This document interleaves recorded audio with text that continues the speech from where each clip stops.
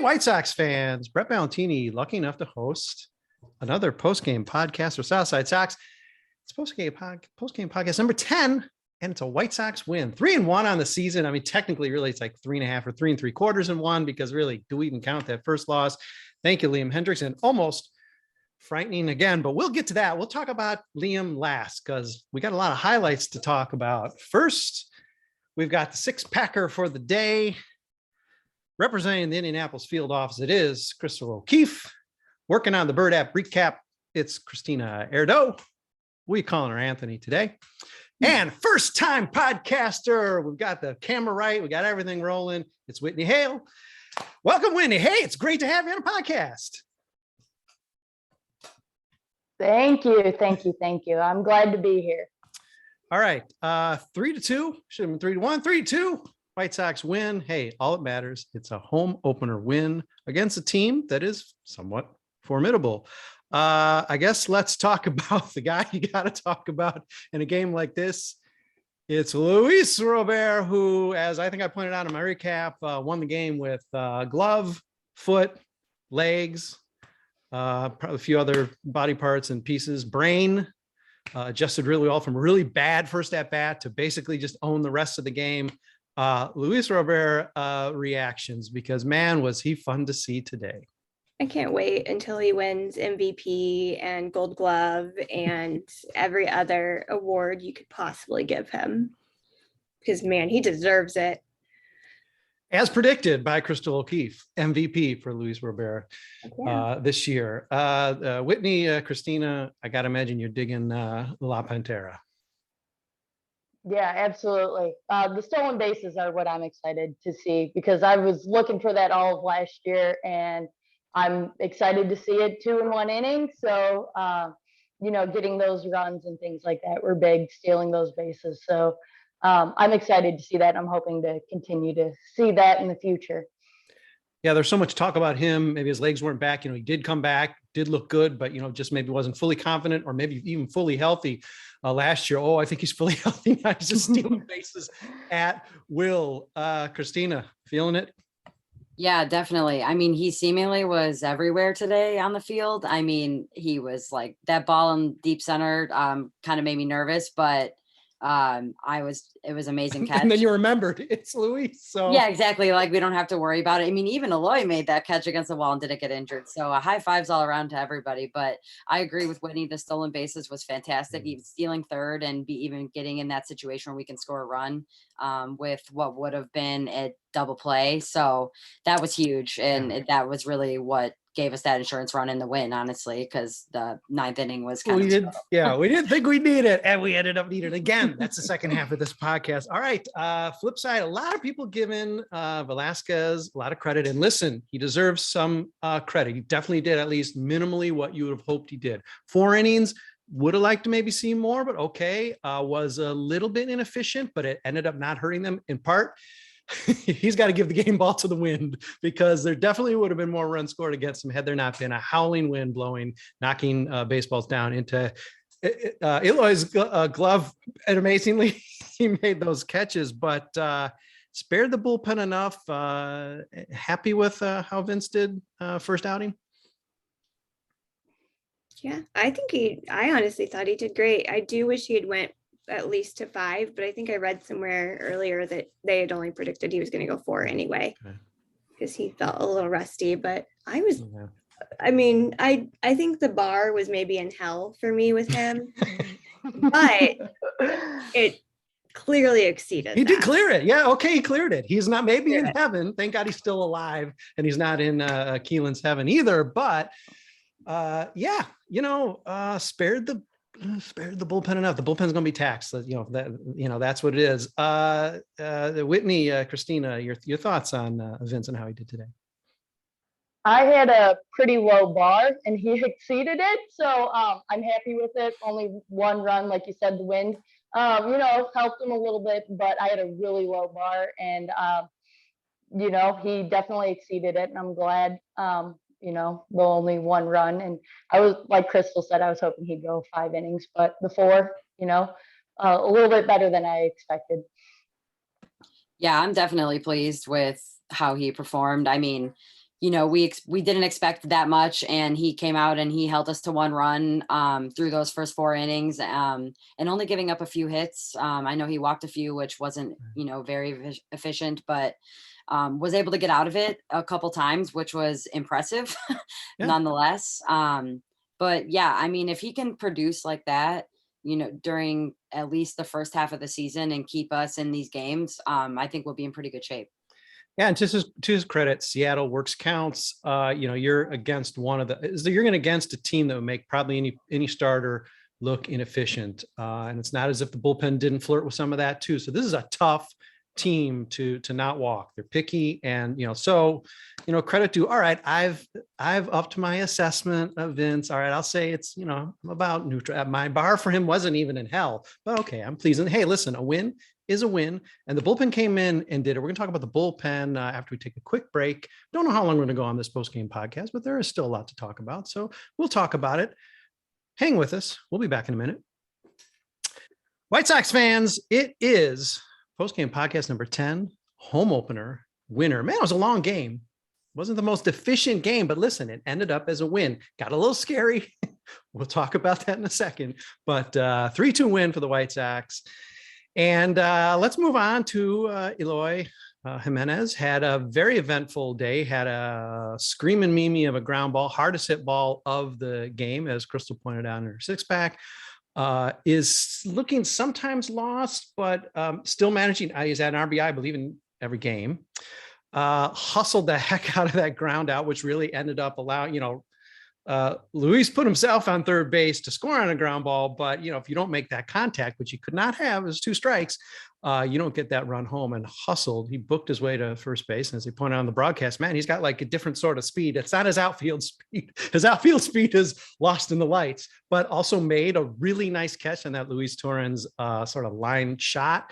Made a more typical Eloy play by sort of kneeing that ball, but he didn't end up in the net. He didn't get caught in the net. He ended up actually making a smart play by kicking that ball into the stands unintentionally, because if it had got past him, that's a triple or maybe even a homer. It would have been a very different game. What are you liking or not liking with what we're seeing from Jimenez early on, aside from the fact that he's still healthy? He just stresses me out. I'm going to get some more grays by the time this season is over.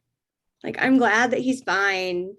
But it was like yesterday's game, or the other day, Sunday's game too. He made some like ridiculous catch. And I'm like, can you please rein it in? I'm proud of you. Like, good job. Rein it in, because I'm going to have a heart attack soon. Hey, credit due Eloy. He managed to actually catch a fly ball that Luis wanted. He wanted that ball. I think it was like first inning or something. He wanted that ball, and he said something that made him back off. And no bobblehead revisited. Hopefully they'll at least do that once for the actual bobblehead day. But yeah, he's holding his own for that about 10 square feet of territory they give him in left field to roam. He's holding his own so far. Whitney, Kristina, what are you thinking about Eloy so far? He's holding his own in that small area. He did have that catch near the wall today, but then there's also moments where I just want to wrap him up in bubble wrap and just be like, no, please don't move. He looks improved, and then he does something where I'm like, what are you doing? So right now where it stands, I'm still a little leery of his fielding, but there are flashes where I'm like, okay, you're learning, you're getting it. Yeah, kind of the same reaction. He is just like a liability in left field, but he has looked much better. So I'll give him that. I mean, that catch today was good. He's made some solid angles towards center field, though, as too far though.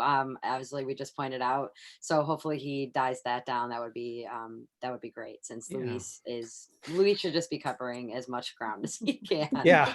But he's shown good power. So I'm hoping that he kind of breaks out and maybe starts hitting some homers soon. Yeah, thank God Luis Torrens didn't hit that ball just with a little bit more launch angle. Would have took taken Eloy back maybe just a couple more feet, because then he's at the wall where he's going to get concussed or twisted up in somehow the wall. It would, I mean, again, just like Vince's luck with the wind, things could have been a lot rougher. So let's just hope we keep crossing our fingers. And, again, that he's got that, I don't know, invisible, maybe he shouldn't think he has bubble wrap. He should not think he has bubble wrap. Because if he thinks he has bubble wrap, he's going to just keep kicking balls into the stands, run into the wall. Could be trouble. Yeah, let's just hope he lives through the season, because it's going to be a great productive season for him if not. And listen, I've buried the lead. Don't mean to be telling stories out of school here, but as the game was going on, Chrystal O'Keefe is getting her Luis Robert the tattoo. How did that work out, Chrystal? I mean, it doesn't really look anything like him. A little feminine, in fact. But I mean, I guess if he's like a lady devil, then yeah, he looks great. Really, Robert could take all forms. Let's face it. He can probably take she-devil form. Today, he could have taken all forms. So it probably is an accurate depiction of his performance today. My artist said that was certainly a first. He was like, I've never had anybody listen to baseball and like take notes while getting their leg tattooed. And I was like, I'm just that hardcore. A new press box amenity. Yes, the roving tattoo artist in the press box.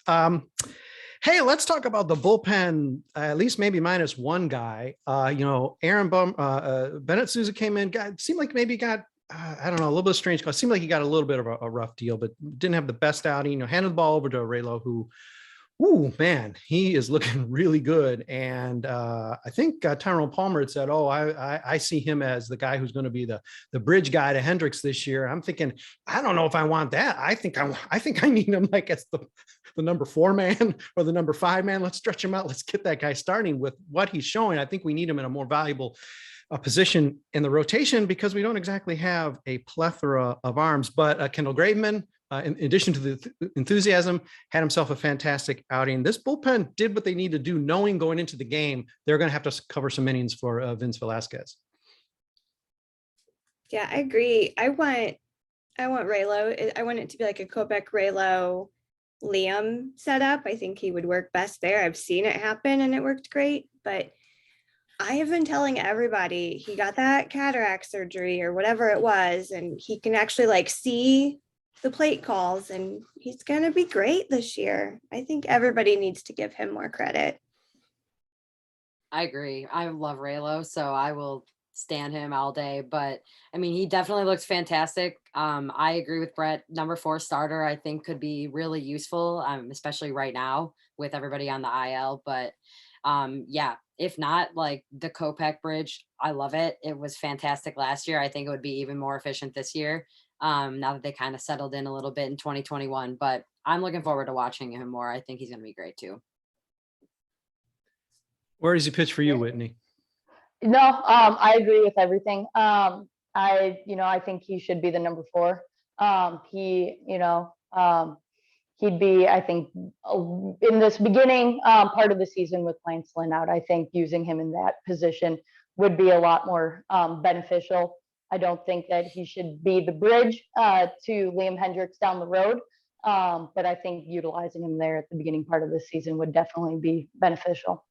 I'd be interested to know, I'm not sure any feature on his LASIK surgery has been out to say to the degree, because I know people get LASIK now for relatively minor corrections. I know my wife, when she got it, went from like not being able to see the alarm clock next to her, and then she could see like the tops of trees. She could see like the leaves of trees. It was like a whole new world for a person who had never had vision. They're not, obviously Raylo's vision had to be better than that to be a professional or even an amateur pitcher. But I would be interested to know to what degree he feels like, because I mean, if it's in any way significant, I mean, that's a big deal that you're right. We might just be sweeping under the rug. I think I've assumed all along, it's like, he doesn't want to wear glasses. He needs glasses. He doesn't really want to wear glasses for a minor correction, like maybe I would need.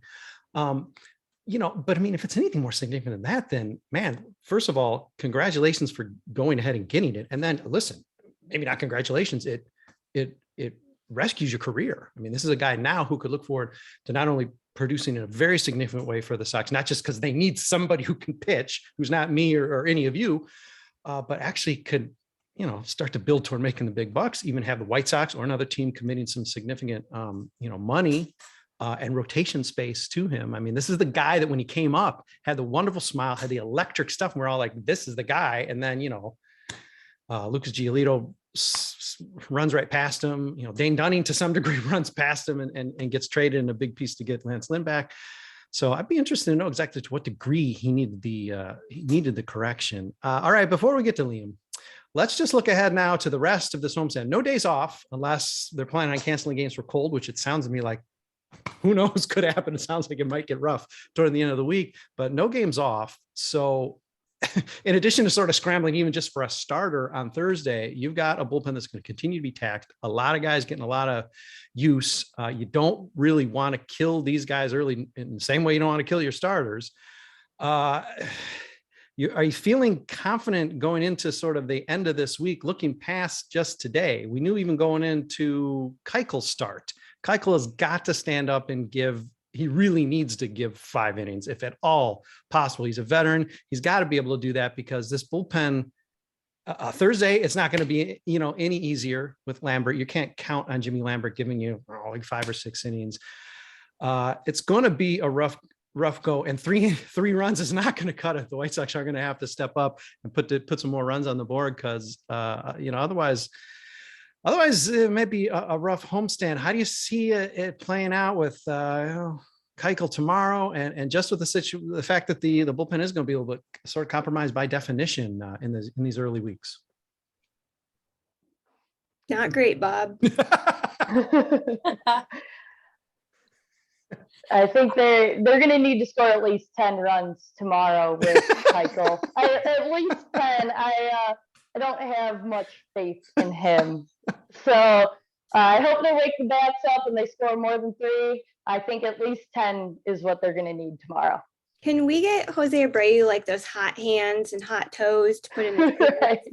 and like just warm his body temperature up? Because maybe if he's fooled into thinking it's like June, he will actually do something. He seems so miserable. His beard, his rubber banded beard doesn't fool me. He looks so miserable. I really do want to fast forward him to May 1st and let the rest of the team just languish in April because it's actually sort of sad. I can feel his pain. Come on, Jose. I'm sorry. I mean, I don't blame him. I wouldn't want to be out there in the cold either.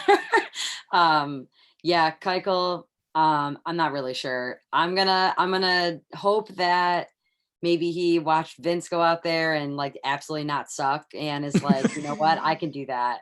Because I will take that from him. You know what I mean? He threw 90 pitches in a simulated game. So it seems like he's ready to go longer than 4 innings.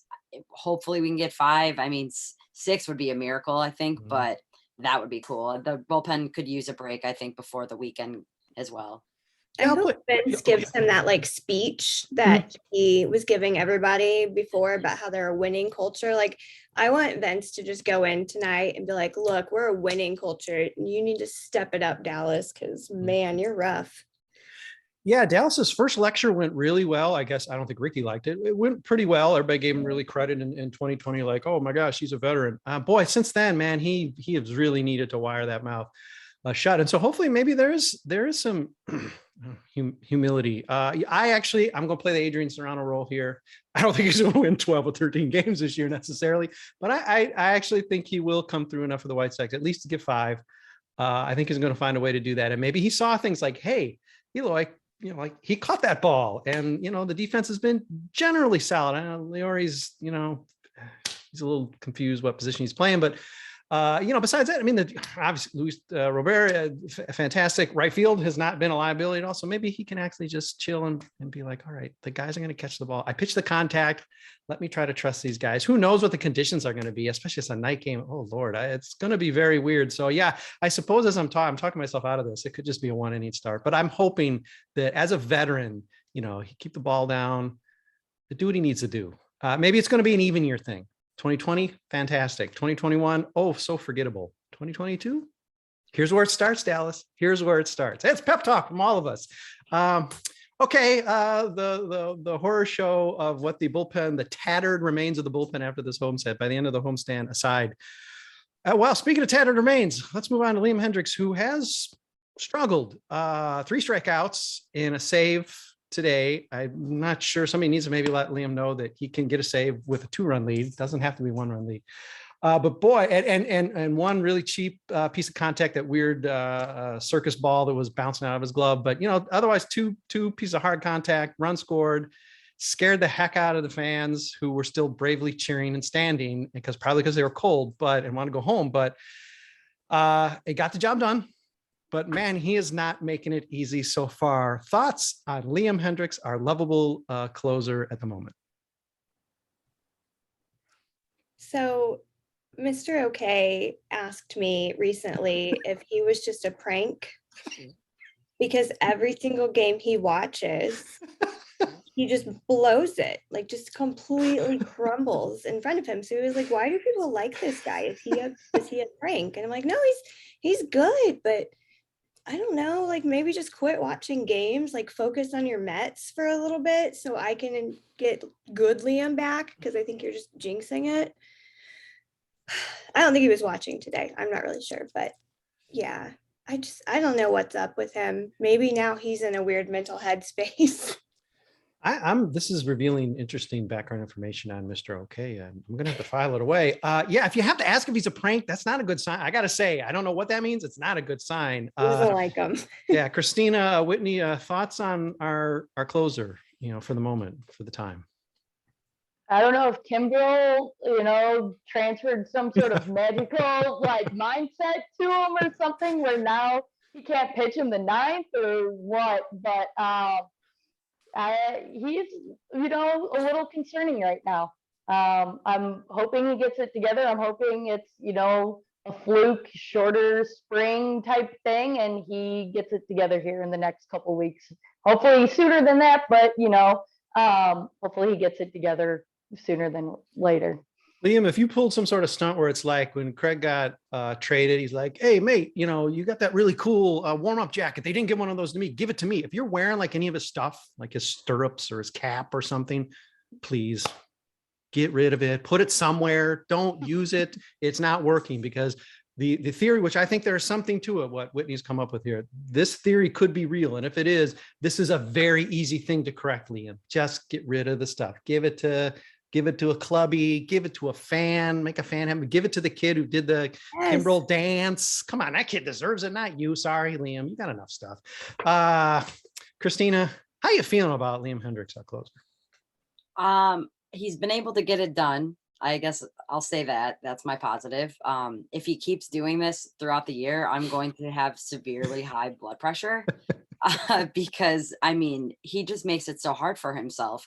I'm looking at his stats, and he's only pitched 2 innings. Obviously they have not gone well, but he has got 5 strikeouts. So you're striking guys out, but then anytime the bat is hitting the ball, it's, hard contact or scoring a run. So let's hope that he can just continue missing the bat ideally. Otherwise he just kind of needs to figure it out, maybe settle in. We're having fun with Liam, because he's our guy. We're having fun with Liam here, but maybe somebody needs to explain to him also culturally, he can cuss when good things happen. It doesn't always have to be like he's cussing because he gave up a home run or he gave up some hard contact or he missed his spot. There's happy cussing, Liam. I know he does a little bit of that, but maybe just exclusively have foul-mouthed happiness. Give it a try on this homestand. I'm waiting for Christy to just start screaming at him from where all the wives sit. And there was that one time she's screaming at him. She's like, you're tipping your pitches, you idiot. And I'm like, if she's there, she needs to just start screaming at him, and maybe he'll move things along. Yeah. On opening day, it's tough. You got a big crowd. I'm guessing the crowds aren't going to be too huge the rest of this homestand per se. So I'm going to guess that voice is going to be able to carry. Plus it's going to warm her up. So yes, definitely scream, big, whatever the pet name is, big dummy, whatever, just, focus, cut it out, just get the save. You're not getting paid by the pitch. Come on, Liam. We all love you. Come on. Hey, anything we missed about this game? It's a win. We got some fireworks. Luis Rivera, jaw dropping, really looking like the MVP pick there. I don't know where you fell there, Airdo. I know I did not pick him as AL MVP. I did pick him as White Sox MVP, as most of us did.